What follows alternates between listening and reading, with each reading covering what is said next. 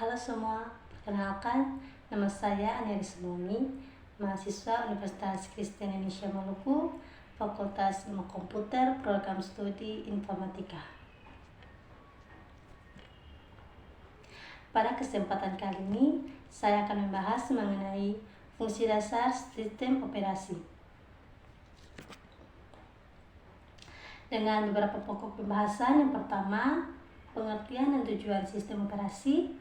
Yang kedua, fungsi sistem operasi. Yang ketiga, beberapa sistem operasi. Yang keempat, sejarah sistem operasi. Dan yang kelima, struktur KMA.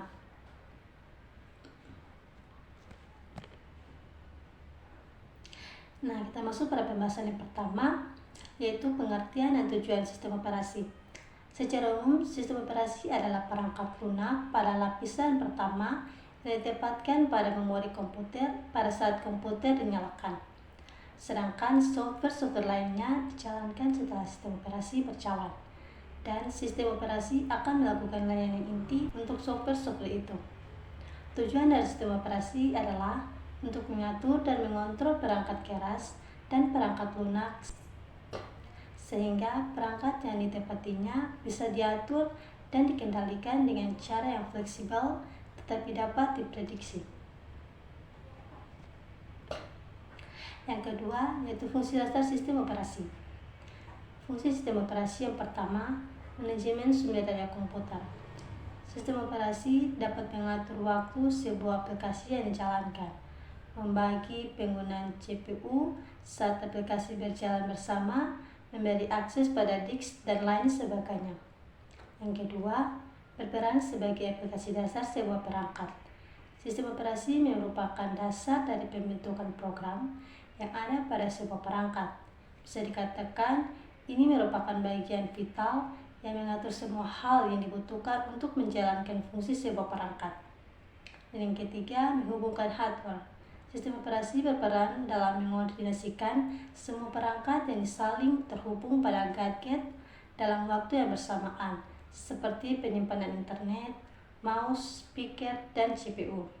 Dalam hal ini, sistem operasi berperan sebagai jembatan yang menghubungkan perangkat keras dan perangkat lunak. Kemudian, pada gilirannya akan menjalankan operasi dasar komputer. Yang keempat, mengoptimalkan fungsi sebuah perangkat. Sistem operasi mampu mengoptimalkan kinerja dari sebuah perangkat keras maupun perangkat lunak. Sistem tersebut mengatur serta mengendalikan hubungan antara perangkat keras dan perangkat lunak agar bisa saling bekerja sama dengan baik. Yang kelima, sistem kerja perangkat. Sistem operasi mengatur serta mengontrol semua fungsi perangkat keras yang digunakan, mulai dari CPU, hard disk, memori, dan lain sebagainya. Tentunya dengan adanya sistem operasi, seluruh perangkat bisa saling bersinergi dan membentuk kesatuan untuk memaksimalkan fungsi sebuah perangkat. Yang ketiga, beberapa sistem operasi. Beberapa sistem operasi diantaranya, yang pertama, MS-DOS atau Microsoft Disk Operating System.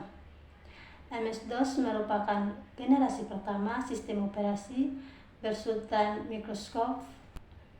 Operasi sistem ini banyak digunakan oleh komputer dari IBM sampai PCE dan dirilis pada tahun 1981. User interface dari sistem operasi ini masih berupa tulisan tanpa adanya gambar yang sekarang dikenal dengan istilah command prompt. Yang kedua, Windows. Operasi sistem Windows adalah penerus dari Microsoft DOS dengan tampilan yang sudah memiliki gambar atau GUI atau Graphical User Interface. Dengan adanya tampilan grafis tersebut, pengguna akan jauh lebih mudah dalam mengoperasikan komputer. Yang ketiga, Macintosh atau Mac OS. Macintosh atau Mac adalah sistem operasi yang dibuat eksklusif hanya untuk perangkat Apple saja. Mulai dikembangkan pada tahun 1984 untuk proyek bersama Lisa yang tidak lain adalah nama putri kandung pendiri Apple, Steve Jobs. Sama seperti Windows, Mac juga telah mengeluarkan beberapa versi hingga saat ini. Yang keempat ada Linux. Linux sistem operasi yang bersifat open source, artinya pengguna bebas untuk mengembangkan sistem operasi ini sesuai dengan kebutuhannya. Tentu hal ini menjadi favorit bagi para pengembang mandiri karena dengan adanya Linux mereka bisa mengubah, menambah atau mengurangi sistem yang di dalamnya. Yang kelima, Unix. Hampir sama dengan sistem pada DOS. Operasi sistem Unix ini merupakan operasi sistem lawas, yaitu memiliki beberapa versi sempat dirilis di publik secara gratis.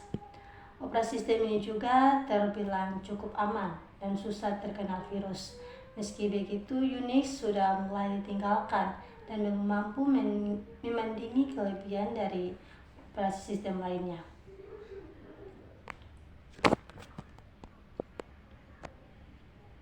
Yang keempat, sejarah sistem operasi. Sistem operasi mengalami perkembangan yang sangat pesat yang dapat dibagi ke dalam 4 generasi. Yang pertama, generasi pertama yaitu pada tahun 1945 sampai 1955. Generasi pertama merupakan awal perkembangan sistem komputasi elektronik sebagai pengganti sistem komputasi mekanik.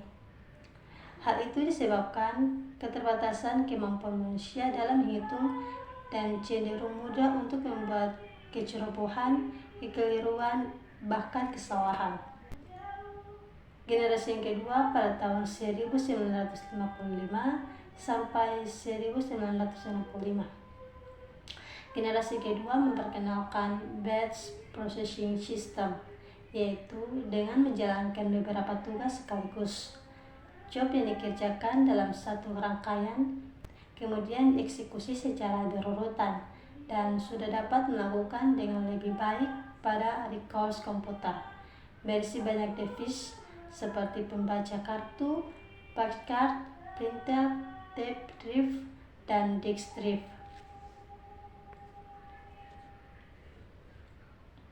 Generasi ketiga yaitu pada tahun 1965 sampai 1980.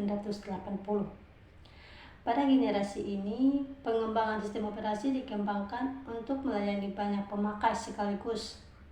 Para pemakai interaktif berkomunikasi lewat terminal secara online ke komputer, maka sistem operasi menjadi multi-share atau digunakan banyak pengguna sekaligus. Dan multiprogramming, yaitu melayani banyak program sekaligus.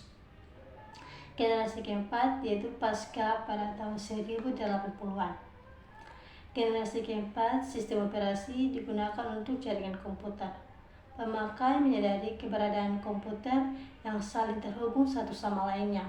Pada masa ini, para pengguna juga telah dinyamankan dengan graphical user interface, yaitu antarmuka komputer yang berbasis grafis yang sangat nyaman.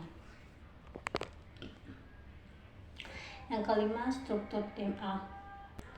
DMA atau Direct Memory Access ialah sebuah prosesor khusus atau Special Purpose Processor yang berguna untuk menghindari pembebanan CPU utama oleh program I/O.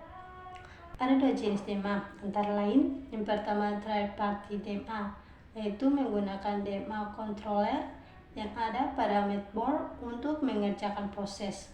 Dan yang kedua first party DMA, yaitu disebut dengan Movement Sharing DMA, di mana proses dikerjakan oleh bagian logis di interface card. Demikian hasil pembahasan saya. Sekian dan terima kasih.